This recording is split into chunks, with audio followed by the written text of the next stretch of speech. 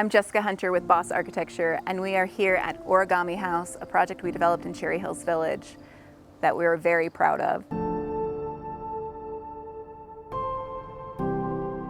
We worked with Delta Millworks on this project to find solutions to two very important materials in the house.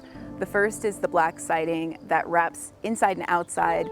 It's inspired by Shou-suig-ban, a traditional Japanese technique, but is applied to an Accoya product that is wire brushed, and it offers us a sustainable and incredibly stable, durable material that can survive in a harsh Colorado climate. They also helped us with this custom stained hemlock that is on the underside of the roofs. Hemlock is a sustainable material that Delta helped us pre-finish in their factory to get the soft tones that match the palette of the house and tie everything together beautifully.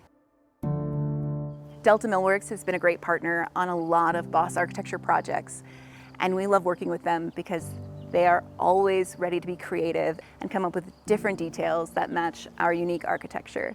Delta Millworks has an incredible commitment to sustainability, and they walk the walk. They find ways to use their byproduct materials in their factory. They train individuals from their community, creating jobs, and we love partnering with them.